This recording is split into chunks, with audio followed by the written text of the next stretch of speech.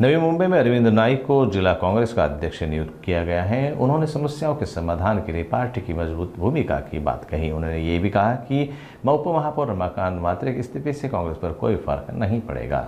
नई मुंबई में कांग्रेस पार्टी को नई दिशा देने के लिए अरविंद नाइक को जिला अध्यक्ष नियुक्त किया गया है। नाइक ने कहा कि कांग्रेस पार्टी नई मुंबई की समस्याओं के समाधान के लिए पूरी तरह से प्रतिबद्ध है। नायक ने बताया कि नई मुंबई में पार्किंग, आवास, पानी की समस्या जैसी गंभीर मुद्दों पर कांग्रेस पार्टी सक्रिय रूप से काम करेगी।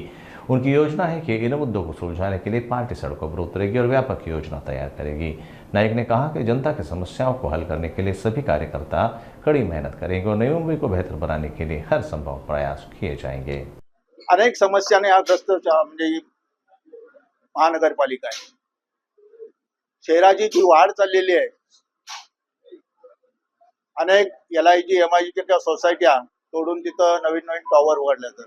पण मला एक समजत नाही की यांना पाणी स्त्रोत कुठून आहे।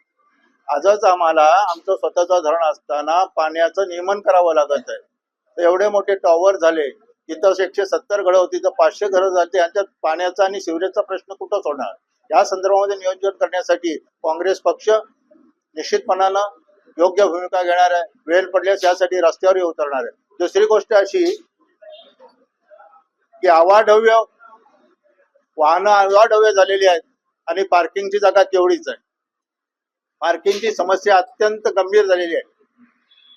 अक्षरशः वाहनांची निर्मिती आणि वाहनांची संख्या बघताना नव्या मुंबईकडे पार्किंगसाठी कोणतीही उपाययोजना नाही।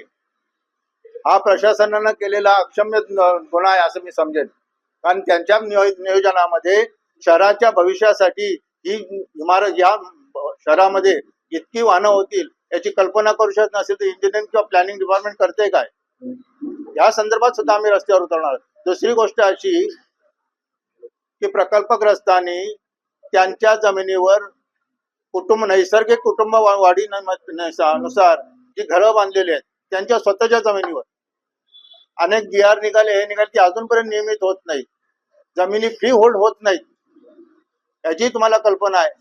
इथं SRA योजना राबवतात, फक्त ती कशासाठी राबवली जाते याचं तुम्हाला माहिती आहे।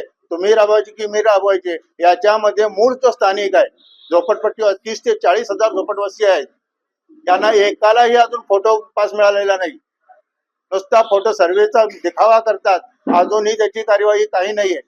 म्हणजे फक्त हवेतले इमले बांधून गरिबांचा किंवा झोपडपट्टीच्या नागरिकांना मानसिक त्रास देण्याचं किंवा स्वप्न दाखवण्याचं काम करतात। जे खोटं स्वप्न आहे हे आम्ही लोकांच्या निदर्शनास आणून देणार आहोत की हे स्वप्न खोटं दाखवलं जाईल। म्हणजे प्रत्यक्षात जर उतरायचं असेल तर काँग्रेस पक्षाशिवाय तुम्हाला उपाय नाही, हे त्यांना आम्ही ठणकावून सांगणार आहोत।